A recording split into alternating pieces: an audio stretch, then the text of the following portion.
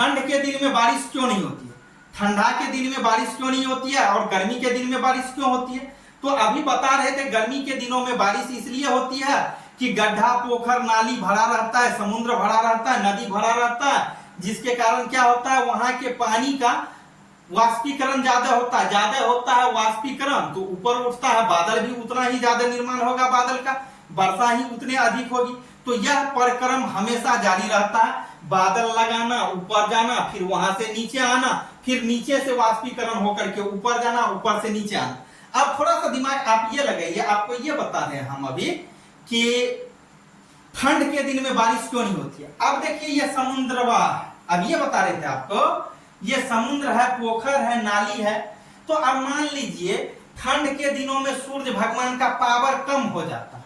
ठंड के दिनों में सूर्य भगवान का क्या होता है, टेम्परेचर जो होता है, गर्मी जो होता है वह कम हो जाता है। मतलब मेरा कहने का यह है कि गर्मी के तुलना में, गर्मी महीने के तुलना में या गर्मी के समय के तुलना कीजिए आप ठंड से, तो ठंड में सूर्य बहुत कम दिखाई देता है। मतलब दिखाई भी देता है तो उसके पास उतना टेम्परेचर नहीं होता है कि इस नदी के पानी को यह क्या करे, सुखा सके ज्यादा से ज्यादा, जिसके चलते यहाँ की पानी का वेपरेशन ज्यादा होगा।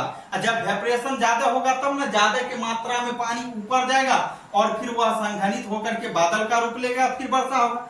स्वाभाविक सी बात है, जब ठंड के मौसम में वाष्पीकरण की क्रिया कम हो रही है यहाँ, क्योंकि ज्यादा सूरज का प्रकाश नहीं आएगा, इस पे पानी पे पड़ेगा तो वाष्पीकरण ज्यादा नहीं होगी। जब वाष्पीकरण नहीं होगी ज्यादा तो बारिश क्या खाक होगी, मतलब बारिश नहीं होगी। तो आप इसको भी समझ गए।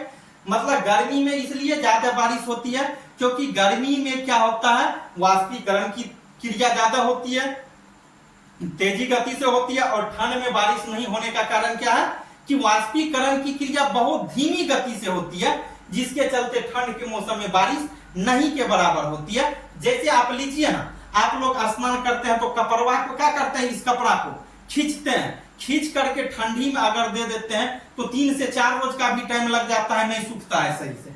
लेकिन अभी गर्मी के मौसम में 1 रोज में आपका कपड़ा छोड़िए, 1 रोज की बात, 1 घंटा में सूख करके तैयार हो जाता है, अच्छा धूप रहे तो।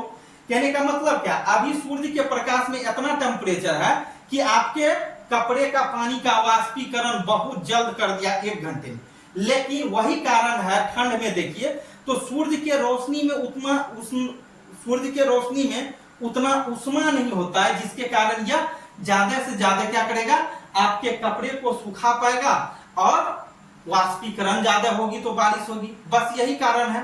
अब समझ गए आज कि बारिश के दिनों में वर्षा अधिक क्यों होती है, गर्मी के दिनों में वर्षा अधिक क्यों होती है, और बारिश के ही दिनों में अधिक बारिश क्यों होती है, और ठंड में बारिश कम क्यों होती है या नहीं होती है ठंड के दिनों में, कारण क्या है आप समझ गए।